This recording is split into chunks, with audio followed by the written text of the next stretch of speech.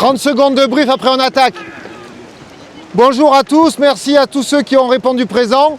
On n'a jamais été aussi nombreux. On va organiser les choses pour que tout le monde puisse profiter de la séance. On a 1h30 de créneau. On prend les 15 premières minutes d'échauffement. On est par groupe, il y a 5 groupes.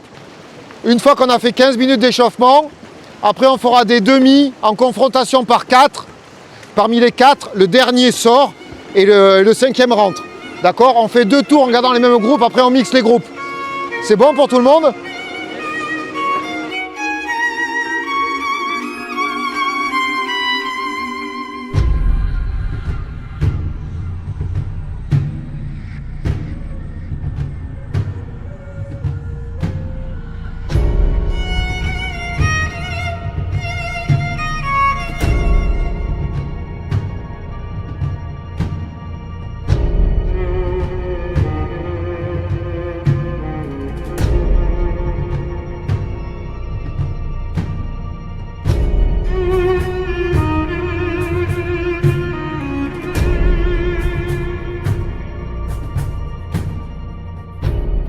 Le 9 décembre 2024, plus de 25 kayakistes français et suisses se sont retrouvés à Pau pour une séance de kayak cross.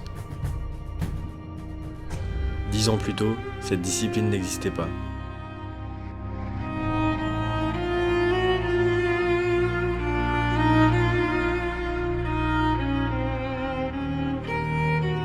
The first time I experienced kayak cross was in New Zealand when I was 15 years old, and I went to high school in New Zealand, and they had their first head-to-head race.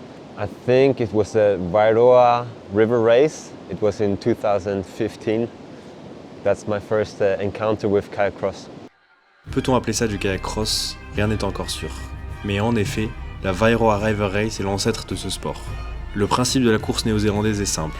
2 kayakistes s'élancent en même temps, le premier arrivé est qualifié alors que le second est éliminé, et ainsi de suite jusqu'à la victoire finale dans un système à élimination directe. Avant l'arrivée du kayak cross, ce genre de course était le plus ressemblant de ce que l'on connaît aujourd'hui, et chacun a son souvenir personnel avec la discipline. Alors mes premiers souvenirs de cross, ils sont assez personnels parce qu'au début c'était un peu une discipline annexe qui apparaissait comme ça au bon vouloir des organisateurs. Donc les premiers souvenirs, c'est moi quand j'en ai pratiqué sur certains événements. Mais ce n'était pas le cross comme on le connaît actuellement qui a été vraiment développé pour la performance. Et le premier souvenir du kayak cross comme on le connaît maintenant, c'est lors des premières étapes de Coupe du Monde où il a fallu qu'on s'y mette petit à petit et qu'on réfléchisse à comment on peut être performant dans cette discipline. En 2015, le kayak cross apparaît pour la première fois en démonstration lors de la Coupe du Monde de Pau. La plupart des athlètes sont français et la compétition n'est pas encore officielle. Mais pour le tout début du kayak cross, Sergio nous explique les principales règles. Il y aura 6 bouées à franchir, bleues en descente avec les flèches que vous voyez pour franchir ces bouées. On aura également 2 bouées rouges à reprendre dans le sens de la montée comme un stop. Il y en a une à droite, une à gauche. Et puis on aura à esquivoter sous la banderole. Les 2 premiers temps, comme j'ai dit, qualifiés pour les prochains tours. Pour créer les poules lors de la confrontation, les kayakistes s'affrontent sur un time trial. Ils sont seuls, chronométrés, et doivent faire le parcours le plus vite possible avec les remontées et l'esquimotage. Ensuite, les 32 premiers sont qualifiés pour la phase à élimination directe, des 8e de finale jusqu'à la finale. Certaines règles ont un peu évolué. Au départ, les athlètes sont sous les ordres du starter. Ils ne doivent pas bouger jusqu'au go, où ils s'élancent de la rampe. Ensuite, ils doivent franchir les bouées vertes en descente et les bouées rouges en remontée.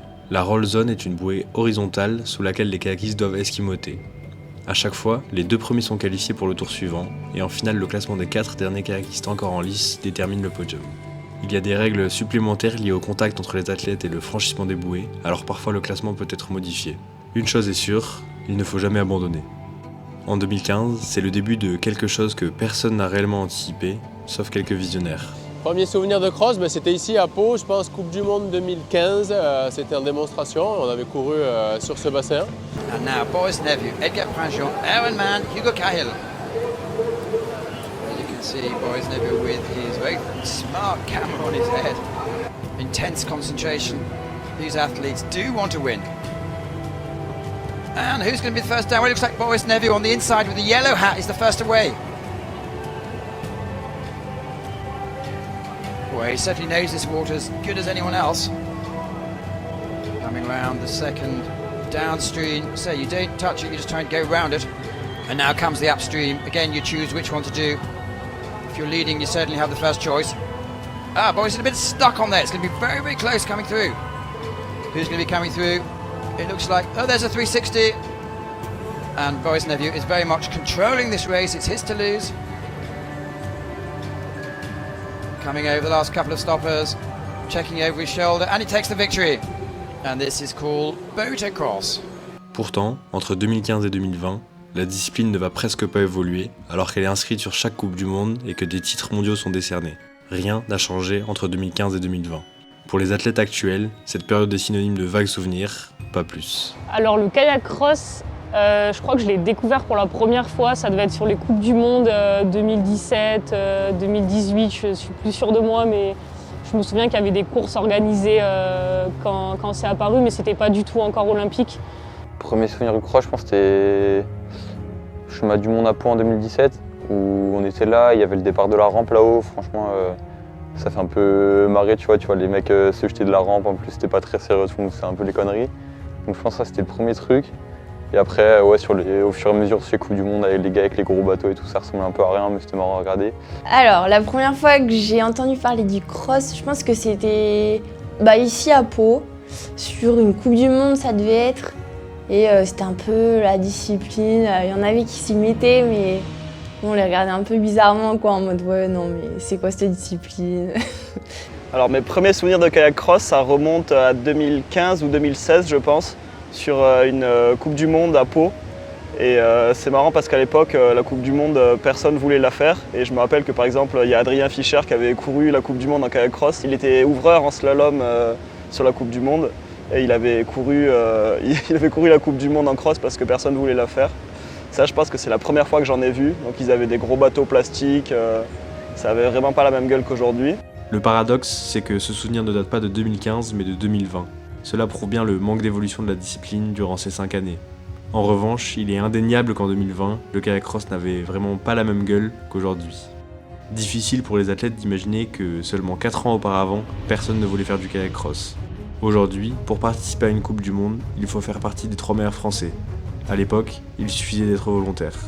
Personne n'était très investi dans la discipline, comme le prouvent les commentaires de Renaud Deby, entraîneur des équipes de France. Non, pas de soucis, et ils sont même des priorités, les mecs. Ils vont tranquille, vas-y, donc je t'en prie, à toi.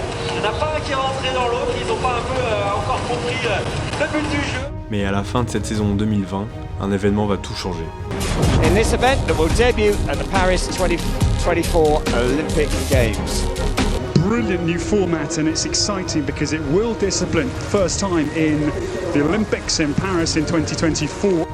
Dans un sport comme le kayak, toutes les discussions tournent autour des Jeux Olympiques. À ce moment-là, le kayak cross a changé de dimension. La question de l'ampleur du kayak cross, il a fallu se la poser parce que c'est vrai qu'au début, on ne savait pas que ça allait être une discipline olympique, mais c'était quand même proposé sur le circuit international. Donc quelle valeur ça a par rapport aux disciplines olympiques? C'est quelque chose sur lequel on s'est pas mal questionné, les athlètes, les fédérations, le staff.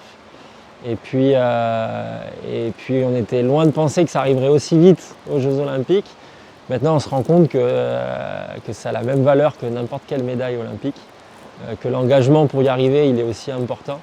Donc ça s'est développé, ça a pris de l'ampleur très très rapidement, plus rapidement que ce que moi, j'avais pu imaginer. Pour moi, le plus gros changement, c'est dans la représentation qu'ont dans les gens et dans l'importance que ça prend dans le monde du canoë-kayak. Tout le monde a compris que c'était vraiment un sport à part entière, que ça rapportait des médailles olympiques, que ça rapportait des sponsors, etc. Je pense que c'est un des plus gros changements, ça, ouais, la perception que les gens en ont. Malgré cette annonce, il y a eu une grosse inertie et plus d'1 an a été nécessaire pour que les choses se mettent en place. Les athlètes n'avaient pas de matériel, les pays n'organisaient aucune compétition nationale, les stades d'eau vive n'étaient pas équipés de rampes, il y avait un vrai problème logistique. La discipline n'était pas encore prête pour les Jeux Olympiques.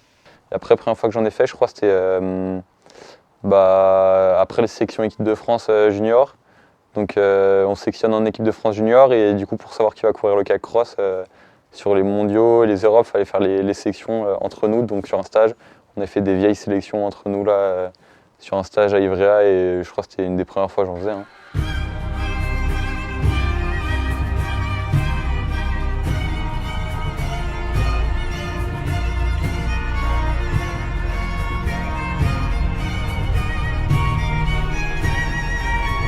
ça, c'était les sélections pour les championnats du monde dans un sport qui était d'ores et déjà olympique.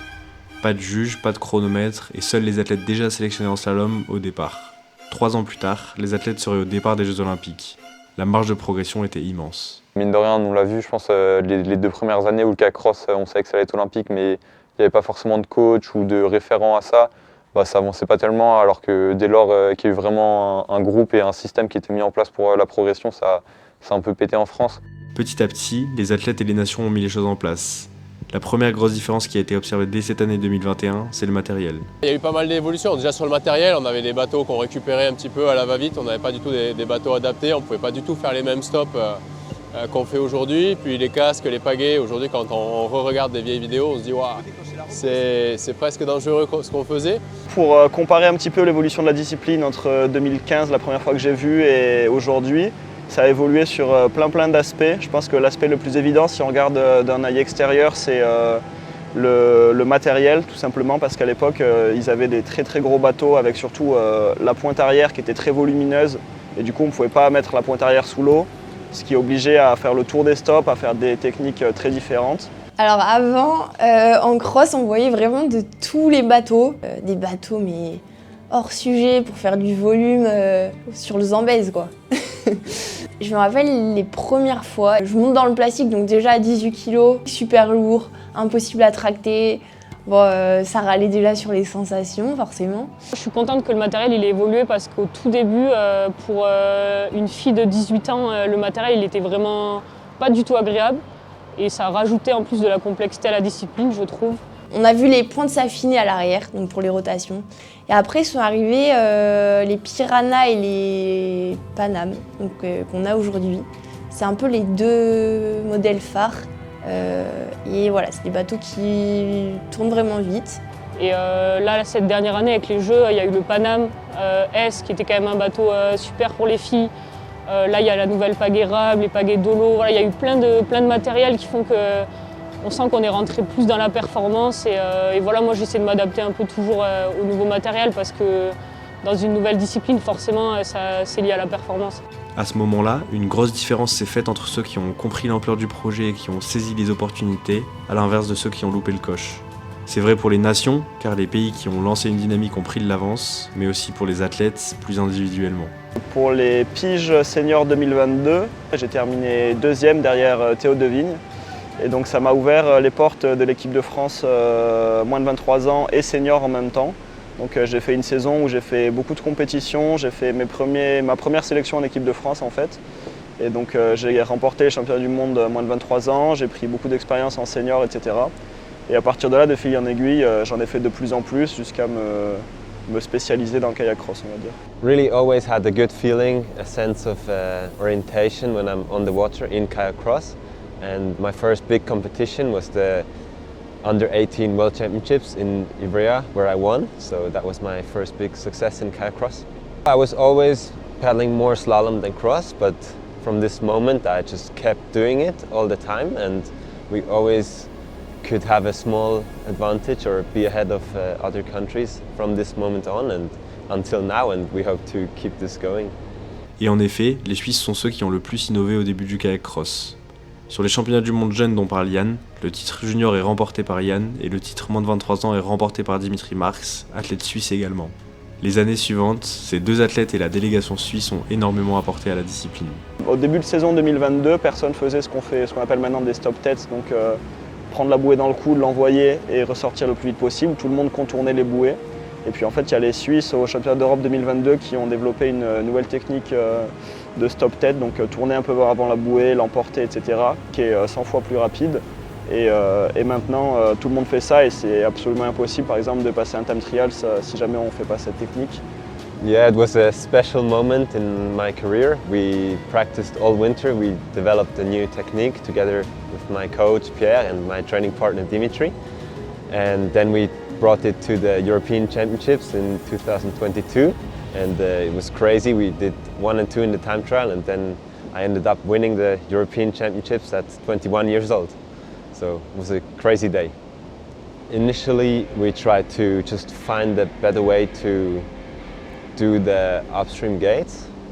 So first I didn't qualify in the slalom team this year and I only had the chance in cross, so we spent a lot of time trying to figure out new ways, faster ways to do it, and then one of us did it and then the other one did it, and it just made sense that okay, this is the way to go, and then we tried to pursue this path.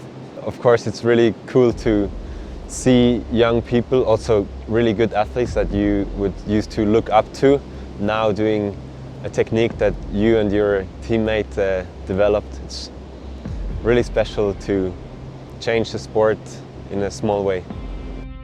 En 2022, tout le monde se met à faire le stop tête bouée en plaçant la bouée dans le coude de façon à pouvoir l'envoyer et repartir le plus vite possible.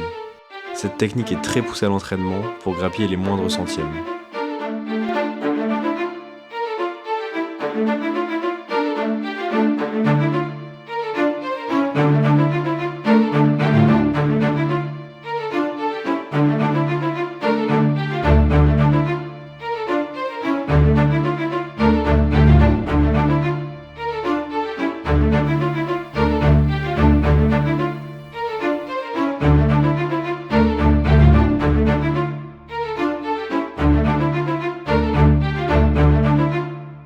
Par contre, ce qui me choque, c'est que les deux stops à droite, là, celui d'un lit et le dernier, là, toi, tu es tout seul, tu as un peu le temps, et à chaque fois, tu as la bouée, elle sort, je pense, c'est bon, et c'est un peu limite, quoi. Alors que tu es tout seul, tranquille.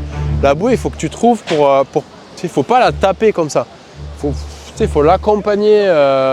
Si tu tapes, elle revient trop vite. Il faut vraiment l'accompagner et l'éjecter avec ton bras en prenant le temps. Quitte à faire un mouvement long, quoi. Ouais. En fait, si tu tapes comme ça, là, la bouée, elle va juste faire ça. Elle est trop rigide, quoi, elle est trop lourde. Donc il faut plus. Pour qu'il n'y ait pas de doute, quand tu es tout seul comme ça dans le stop, il faut qu'il n'y ait pas de doute. Tu as le temps de faire une circulaire et de pousser la bouée doucement, quoi. Enfin, pas doucement, mais de prendre le temps de l'écarter, quoi. Cette technique est utilisée par tous les athlètes en time trial, mais aussi en confrontation directe. L'objectif est de réussir à enclencher la rotation avant que son adversaire arrive pour pouvoir sortir avant lui et éviter d'être gêné. Je pense qu'il faut un tout petit peu plus d'espace quand même. Ouais. En fait, je l'ai vu. Mais par contre, j'étais parti pour le défendre et là je l'ai vu un mètre derrière. Et tu t'es dit il y a le temps. J'ai fait vas-y. Est-ce que tu avais pris l'info au-dessus? Je savais qu'il était un mètre derrière, mais après niveau de distance. Et ben moi je pense, avant de rentrer dans le stop, un mètre avant, reprends l'info pour être sûr que tu as le temps. Parce que l'idée c'est, tu vois, souvent on dit t'attaques ou tu défends. Mais ce qui est bien, c'est pas ce que tu fais. Ce qui est bien, c'est ce que tu décides et comment tu t'engages dedans. Ça marche si tu te dis ok, j'ai de l'espace, j'y vais, même si c'est un peu chaud, tu décides d'y aller, t'y vas. Parce que tu as vu là, au moment où tu t'apprêtes à défendre, tu te dis putain, il y a de la place, et là t'hésites, tu changes un peu d'option. Donc essaie d'anticiper ta prise de décision pour qu'elle soit franche. Ça marche? Après ça, une fois encore, les Suisses ont continué à innover en inventant le follow-up. It was in the 2023 World Cup in Prague where we ended up first and second, which was a crazy moment. And we've been practicing a little bit before, but not too much. It was actually the first time we ever did it was in a race to do 2 fast ups following each other, and that's where another thing was created in the moment.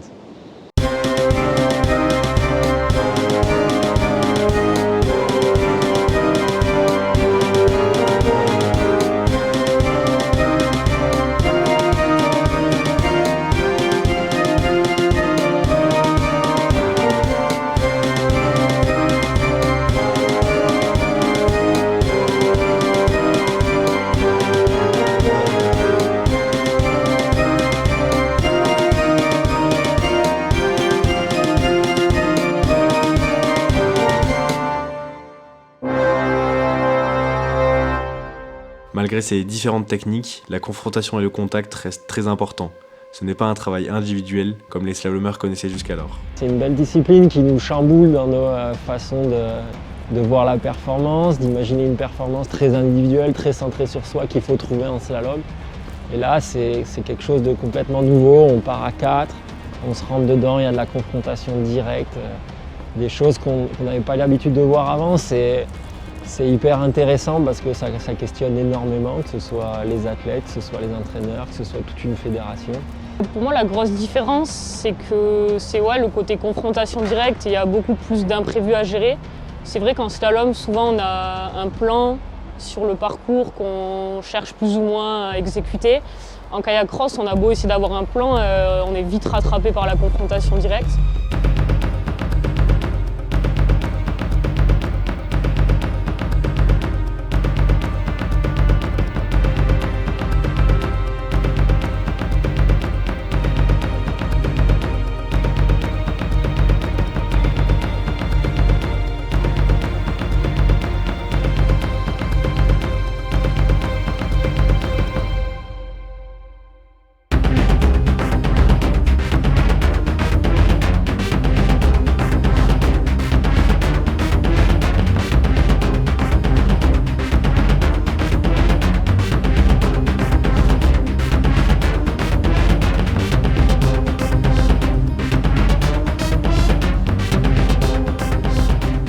Moi, ce qui m'a plu aussi dans le kayak cross, c'est que c'est pas tout à fait le même esprit qu'en slalom. Donc on a une partie time trials où évidemment il faut aller le plus vite et faire le meilleur chrono possible. Mais ce qui m'intéresse surtout, c'est la partie confrontation, donc les phases finales à partir des 8e jusqu'en finale. C'est que tu es en confrontation directe sur la rampe avec des adversaires. Et là, il y a une énorme partie de stratégie. Il faut être le plus fort, mais il faut aussi être le plus malin pour savoir quel stop faire. Partir devant, partir derrière, comment s'adapter, réagir extrêmement vite. Donc si on repère une situation, il faut prendre une décision dans la milliseconde et il faut prier pour que ça soit la bonne décision.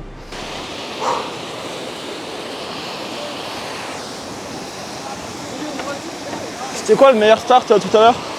C'est moi, j'ai pas. Ok. Mais après, j'ai bouffé le contre à droite. Donc, Ah ouais? Ouais, mais tu sais, je suis à travers donc. Toujours pareil, le dernier il sort et c'est Mathurin qui rentrera. Yes. Vous êtes prêts les gars? In position. Ready.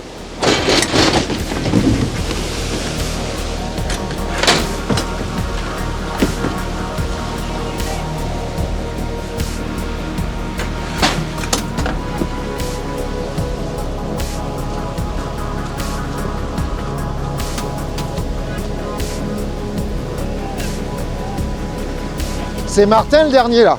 Léo, c'est bien là. C'est très bien.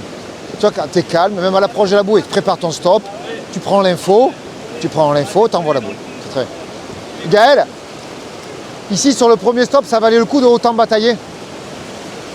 C'est bien, mais il s'est bien défendu quoi, tu vois. Si ça se trouve dans le premier, ça vaut le coup de faire collab. Parce que t'es sorti loin après. Mais après, il faut bien essayer de tamponner aussi de temps en temps. Mais dans ta tête, il faut que ça soit clair. Est-ce que je tamponne? Ok, bah alors ça c'est bon. Mais il faut que ça soit vraiment clair. Ah ouais, j'ai pris un esquivo ou pas? C'est bon les gars, c'est Martin qui sort. Vous êtes prêts les gars? 2, 1, hop!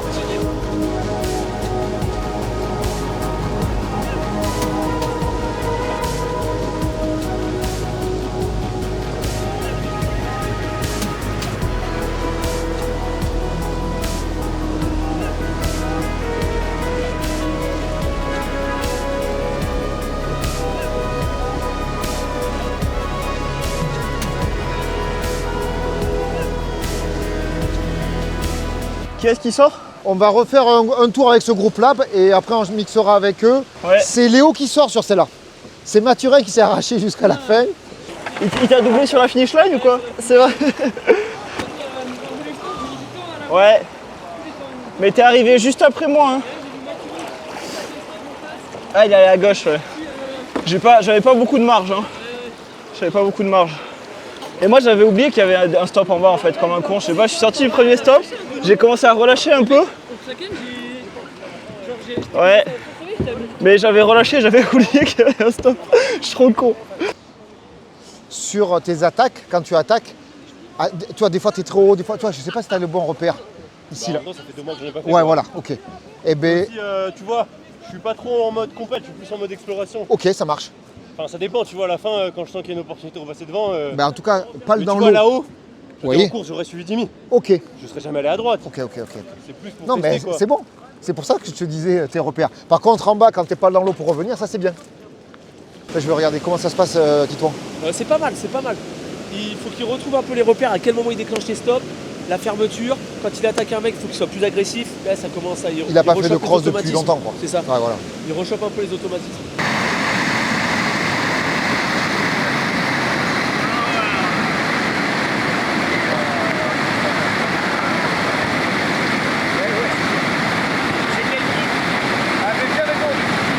J'ai l'impression le deuxième stop, tu montes dessus, mais en fait tu arrives tellement par le dessus que tu n'as aucune vitesse latérale.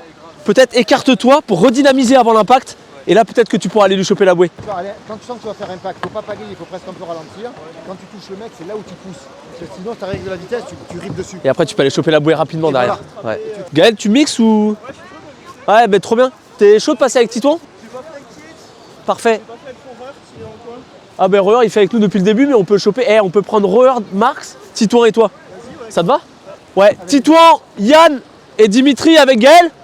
T'as ta revanche à prendre. Ils défendent bien quand même. C'est intéressant d'attaquer un gars qui défend comme ça. Hein. Mais essaie de t'écarter, on verra si ça fait un peu la diff. Je pense que ça peut être intéressant. Bon, accroche-toi, ça va changer de rythme là. Ouais, j'ai l'impression que ça va accélérer un peu. Ready? Ah, ça serait tellement bon là. Tu peux lâcher, mais on n'est pas sur un rampe. En fait, quand tu mets pas des coups secs là sur la rampe, celle-là elle s'ouvre qu'à moitié, celle de droite. Ah merde. Parce que je comprenais pas tout à l'heure pourquoi Anatole il partait 2 secondes après tout le monde. S'il a pas compris ou. Ok. Donc ça c'est une partie qui me plaît énormément, tout ce côté stratégie, prise de décision, confrontation, etc. Ça me fait beaucoup penser, moi quand j'étais jeune je faisais du ski de fond et on avait des championnats de France de ski cross entre guillemets, donc on partait à 4 sur une ligne de départ et le but c'est d'arriver en bas en faisant des virages, etc. Un peu comme le ski cross au JO, ça me fait un peu penser à ça. C'est ce côté-là que j'aime beaucoup aussi, ouais. Confrontation directe, voir les ennemis, enfin les adversaires plutôt que les ennemis, et essayer de prendre les bonnes options pour arriver premier en bas. Allez Gaël, super, allez. In position. Ready.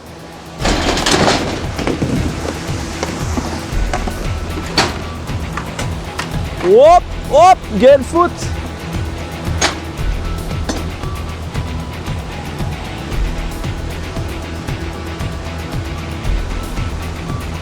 Allez, allez. Ah. Dommage. Il y avait de l'idée là.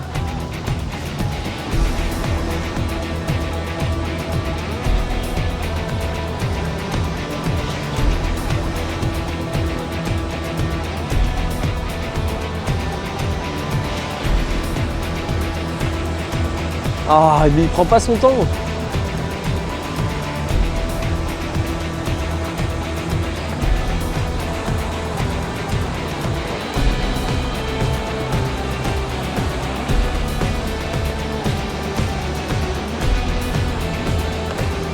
Mec, on est des gros mongols. Après, c'est toi qui es venu sur moi au début. Hein. Ouais, mais j'avais pas le choix, mec. Ah, en vrai, t'avais pas le choix.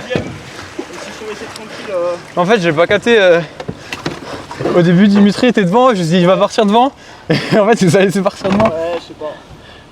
Mec, ton bateau, il a coulé d'un coup en bas. Mec, tu m'as complètement submergé. J'ai pas capté. Ouais, mais en fait, j'ai fait un. Dans le courant, moi, je crois. Ouais. J'étais pas tant que dans le contre. Mais c'est pas mal ce qu'ils ont dit, genre.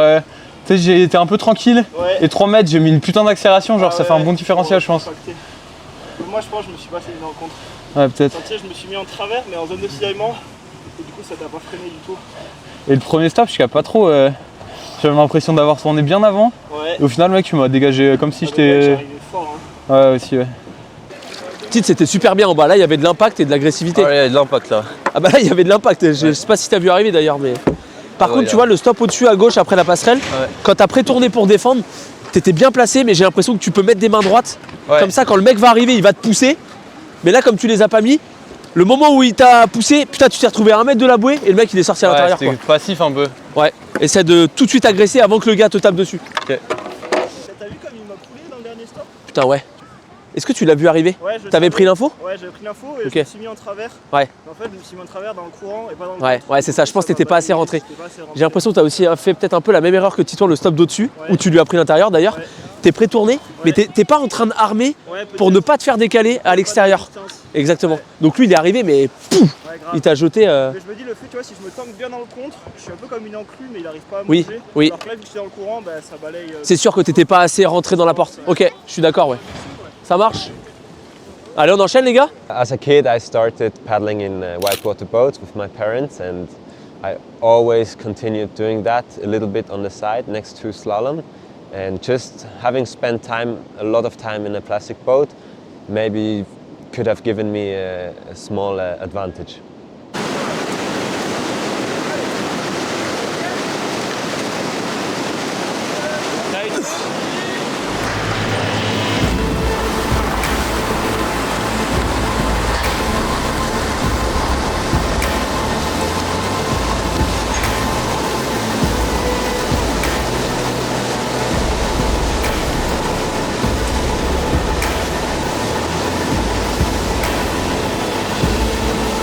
Qu'est-ce que t'as fait dans le stop?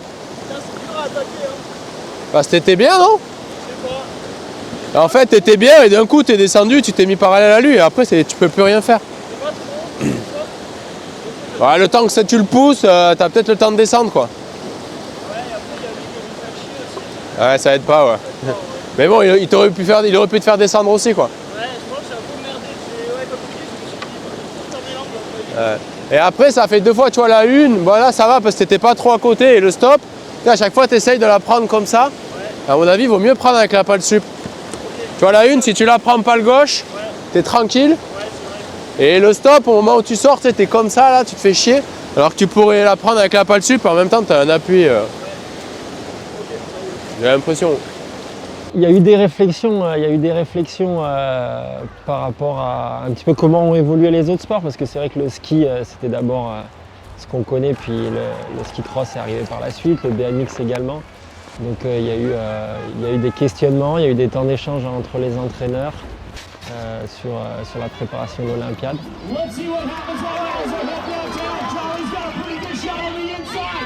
Il y a d'autres réflexions avec d'autres disciplines aussi, parce que nous, la confrontation directe, c'est quelque chose qu'on ne connaissait pas du tout en slalom. Les principes d'action-réaction sur un autre individu, on ne s'était jamais posé la question. Donc il y a aussi la capacité de l'appréhension, de rentrer dans l'autre, la capacité de bouger quelqu'un. Donc en interne aussi, on a des disciplines qui peuvent nous servir.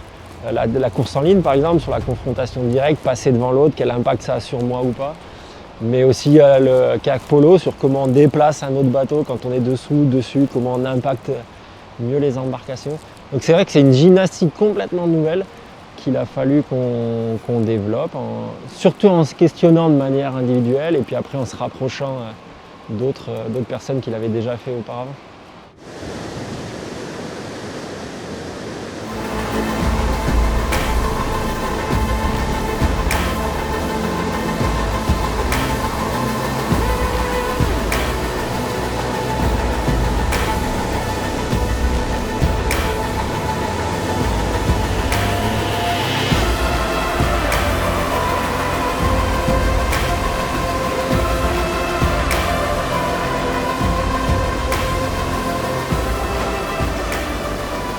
Cam, les bases, premier stop, comment tu l'imagines toi? En fait, vu qu'elle est à ma gauche, j'ai pas su quoi faire, je me suis dit limite faut que j'aille au stop à droite. Ouais, parce que? Bah elle est à mon intérieur. Exactement. Je pouvais rien faire. T'es extérieur, tu peux rien faire. Et du coup j'aurais dû aller à droite, non? Ouais, bah je pense que c'est un peu tard, tu vois, pour aller à droite. C'est ce que je me suis dit. Après, t'as des solutions, c'est soit tu ralentis complet pour la foutre dans la merde, mais par contre, s'il y a un binôme qui s'échappe en face, c'est pas non plus la stratégie safe. Non mais je trouve ralentir c'est quand t'es inter.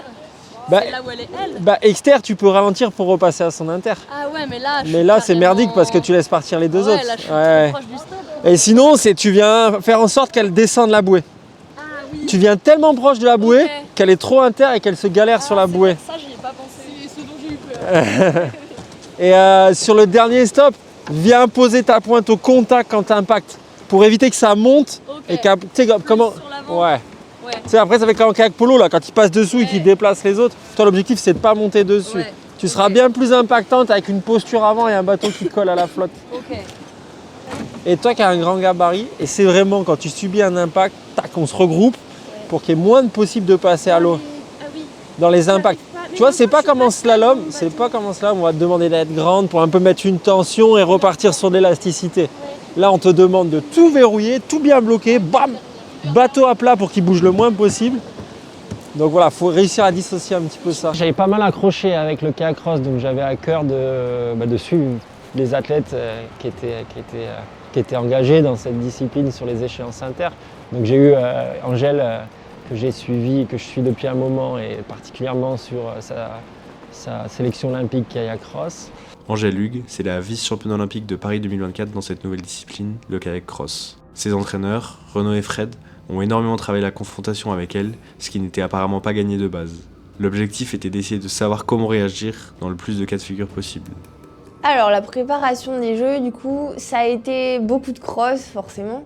Me concernant, j'avais à progresser sur l'esquimau, les défenses, et j'avais 1 mois pour le faire. Donc voilà, il fallait vraiment trouver du monde pour s'entraîner là-dedans.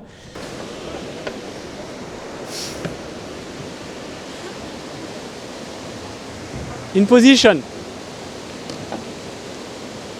Ready?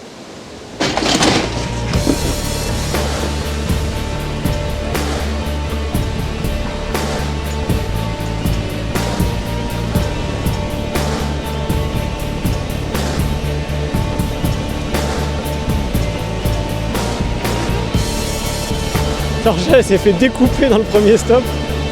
Elle était bien partie.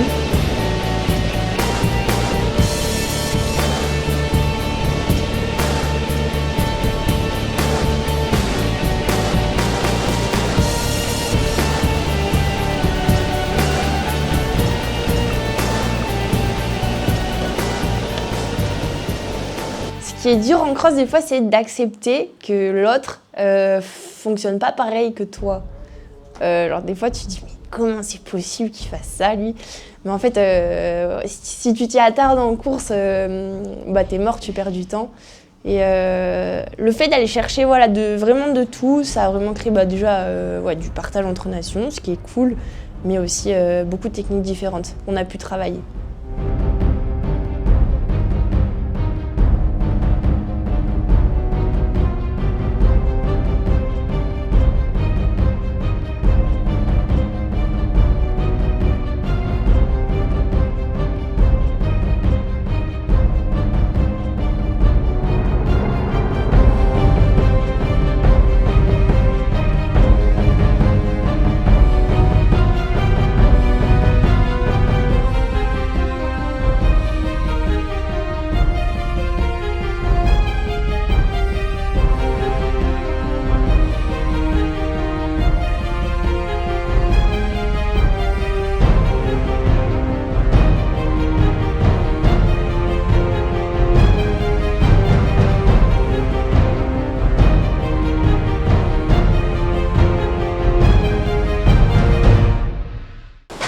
Avec Renaud. Une attaque ici qui était pas hyper bien. Pas sur assez Emma. poussée. Sur Emma. Oui. Ouais, voilà, c'est ça. En fait, genre là, je trouve, depuis que je suis revenue, je pousse jamais assez dans les stops quand j'attaque. Tu sais, genre je pousse. Le dernier appui, c'est bien que tu le prépares. Oui. Bien pousser fort. Genre j'ai l'impression que je suis bien et je relâche trop tôt. Déjà, tu as identifié le truc. Ouais.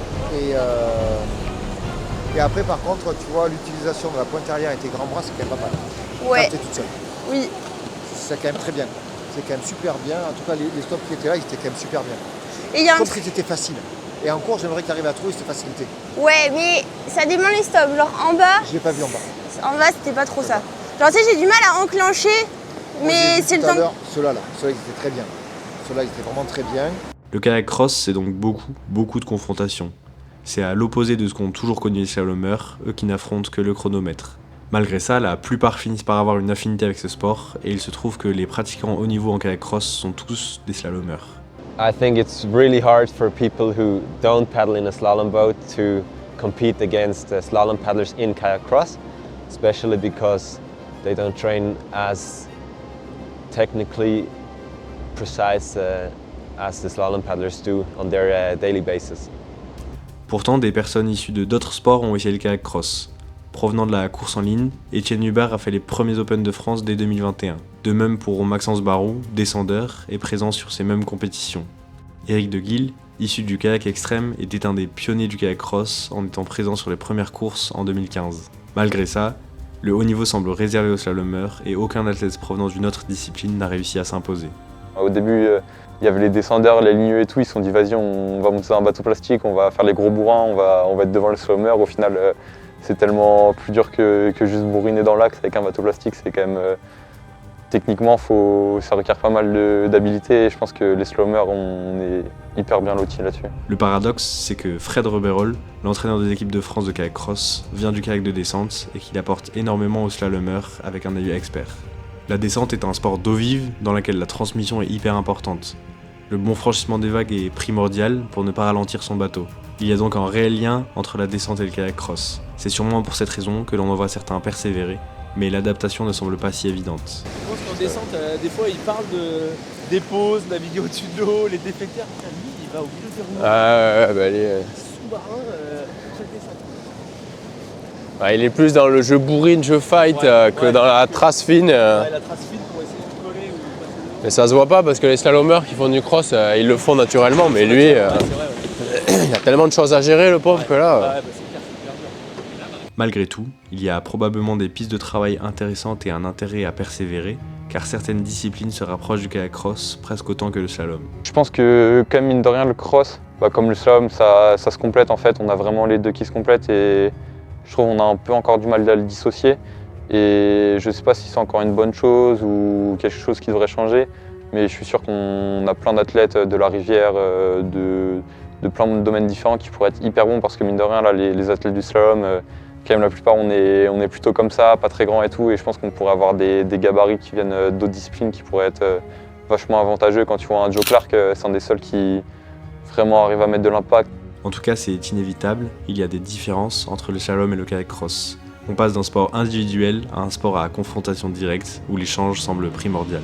J'apprécie un petit peu cette discipline aussi parce que ça brasse du monde et ça amène une dynamique un petit peu moins centrée sur soi et plus de discussion, d'échange entre les gens. Ah, j'en ai marre d'être tout à droite. Tu vas voir comme c'est. Ouais, moi j'en ai fait quelques-unes ici ces derniers temps. Ah si, j'ai fait avec toi tout à l'heure. On n'a pas trop fait ensemble, hein. En créant un peu une dynamique équipe kayak cross, je crois qu'on a réussi à vraiment bien échanger. Chaque entraîneur prenait de chaque athlète et chaque athlète prenait de chaque entraîneur et de chaque athlète aussi. Donc ça a vraiment créé un esprit d'échange, de partage qui, je crois, caractérise aujourd'hui le kayak cross, en tout cas en France. C'est quelque chose de très intéressant qui, je crois, en fait, est obligé si on veut avancer dans une nouvelle discipline. Mais le stop à gauche avant la fin, là, à la chute, c'est une fatigue. J'arrive pas à aller assez au fond ou à la prendre. Ah, il faut vraiment aller au fond, je pense. Ouais. Pousser un peu la porte et rentrer vraiment comme tu le feras en slalom. Ça va la pagaie? Ouais, nickel. Pas grand? Un peu peut-être. C'est pas mal pour les circulaires, j'aime bien moi. D'avoir une grande pagaie, surtout quand il y a du monde pour défendre, t'as un bon bras de levier. Ouais. Une bonne attaque sur Alena dans celui de gauche. Oui. Et Dodi, elle nous saute dessus, donc je suis un peu en sandwich. Ouais.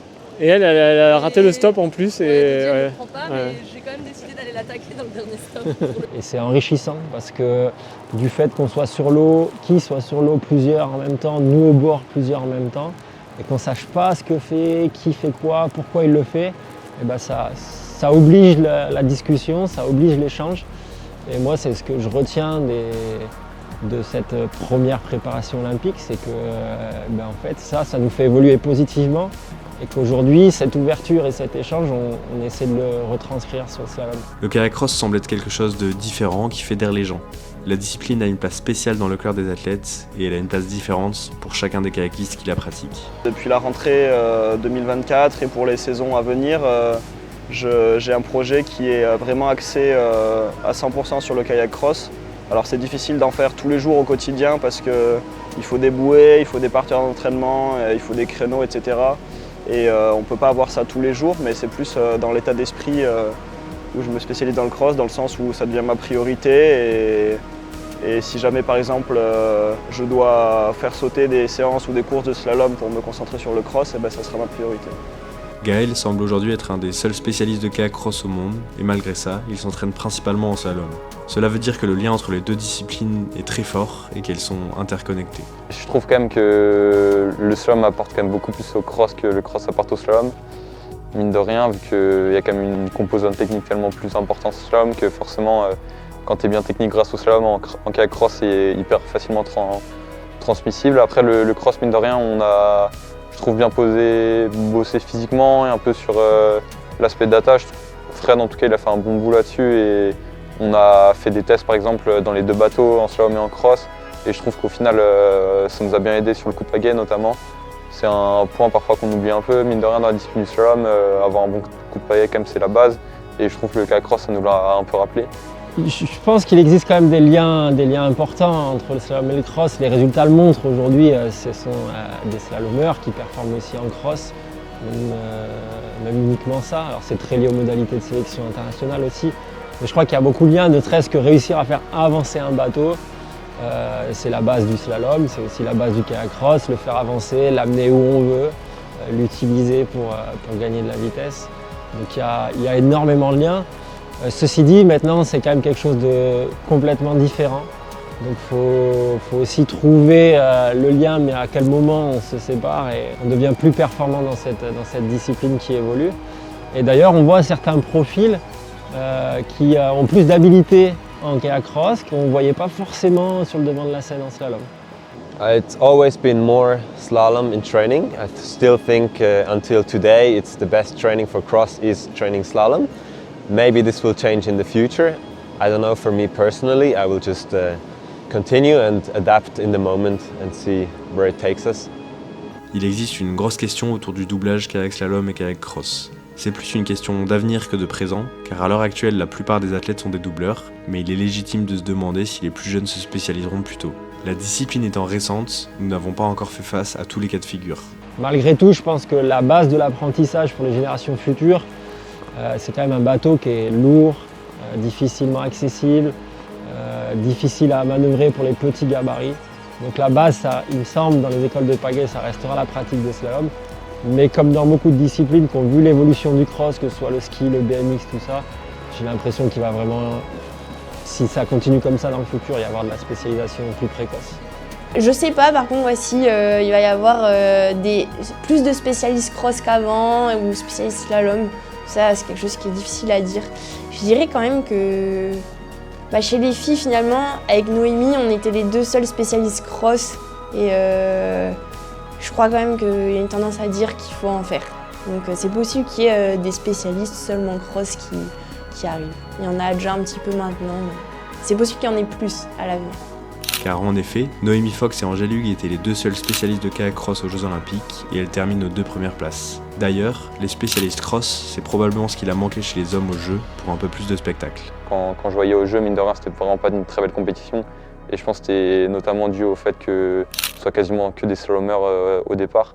Et quand tu regardes les Coupes du Monde, en fait, c'est bien plus de gars qui sont là que pour le kayak cross et ça fait des courses vraiment plus belles.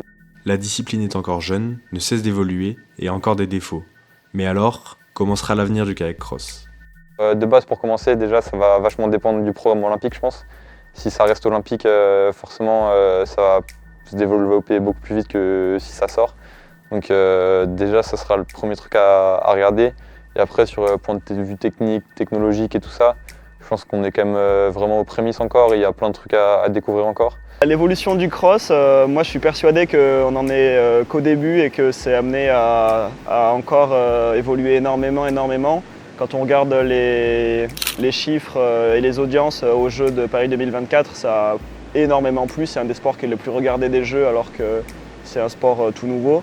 Donc ça veut dire que ça plaît au public et ça plaît aussi aux athlètes. Donc pour moi c'est que le début et c'est un sport qui va continuer de grandir, de prendre de l'importance, etc. I think definitely for the spectators, of course, it's a big opportunity. It's much simpler to understand. There's more action going on. And in that sense, it could overtake the slalom in just how the spectators view the sport and by the attractiveness.